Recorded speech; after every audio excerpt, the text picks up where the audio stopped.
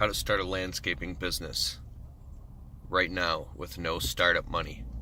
Do you want to know how to start a landscaping business? Are you trapped in a dead-end job?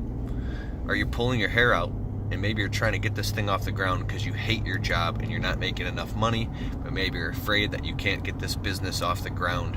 Maybe you're afraid that you don't have the money for the equipment and the insurance. Maybe you have a new family and you're afraid you won't be able to make the bills. What if winter comes? You're trapped and you're stuck and you're in anxiety and you're afraid and you don't know what to do, and you're reaching out and you're looking for videos on the internet. You're looking around, you're researching and you're studying, and day after day goes by. Nothing's going to change unless you change it. And the definition of insanity is to do the same thing over and over to expect a different result. My name is Keith Kelfus, and 6 years ago I was stuck in a dead-end job, and I was only making $10 an hour at the age of like 29 or 28 or something, and I've been fired from many jobs. And what made me start my landscaping business, it's in the six figures now, was actually my goal this year is to hit $250,000. It's a lot to some, it's peanuts to others. It doesn't matter. It matters about what your own personal journey is and what you're willing to face and how fast you're willing to face it, okay? But what I want to share with you is that I was flat broken and desperate, in debt, with debt collectors calling me and attorneys calling me an eviction notice on my doorstep. I had no money to start a business, but I knew if I didn't make those payments to those debt collectors and that eviction notice, that I was going to end up homeless again. And now I had a fiance. So something snapped inside of me. I started posting ads on Craigslist. I started running around and knocking on people's doors. I made up a whole bunch of cheap, shitty business cards. I started going insane, posting on Facebook, telling everybody no, I knew that I was in business, going around and knocking on doors and passing out flyers and anything. I would go pull people's weeds. I started the business out of the back of the trunk of my wife's car because I had no license, no driver's license, no job, no car, no money. And my wife was dropping me off to work in the morning before she went to work at a shitty lawn care job for $10 an hour, and then picking me up at night. She's a good woman. I felt like such a piece of shit. I considered suicide, but I knew that was the weak way out. I knew that I had no choice and there was nowhere else to run. There was no ship coming to save me. And I knew that my ego was lying to me, and the more I suffered and cried about it, and the more pain that I went through, nobody was going to let me off the hook. And God, or the universe, has already had mercy on me so many times that this was the last straw. There was no more mercy for me. I was up Schitt's Creek without a paddle and on a dead-end road and down in a valley. And I knew that the only option left was to bootstrap it, put on my fucking big boy pants.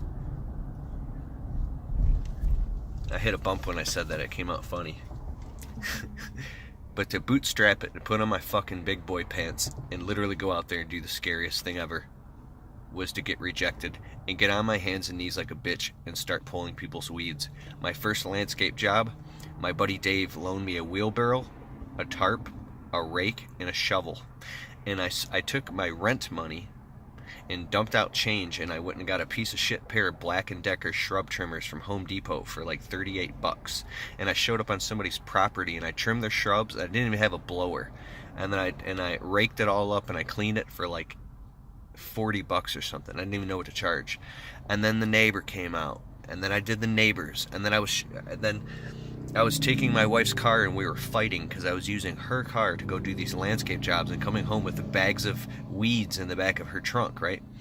And then I borrowed her dad's truck, my wife's dad's truck, to do my first landscape job for $150, mulch and everything, right? But anyways, we were barely paying the rent. No, I'm sorry. We had a few days to be evicted. And I don't know how the hell I did it, but I managed to get my driver's license back and get this piece of shit truck off Craigslist for $600 called the Blue Goose. It was a 93 Dodge Dakota with 250,000 miles on it, covered in rust with the paint falling off. I got in that truck and it put insurance in my wife's name because I couldn't even get insured, right? And you know, looking back, I love this woman. I'm married to her now, and she's hot. But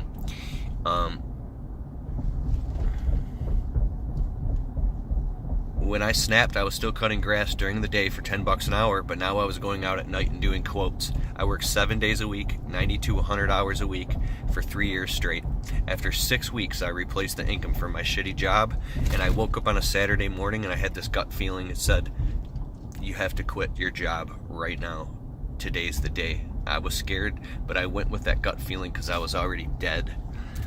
So I quit the job that day, and I went out and I did a $350 shrub trimming job and pulled the weeds with those shitty shrub trimmers and my piece of shit truck. And that day I was driving, bro. I was driving in this fucking blue piece of fucking shit truck, dude. I was fucking driving, and the sun came in, and the fucking sun was shining in my fucking truck, dude.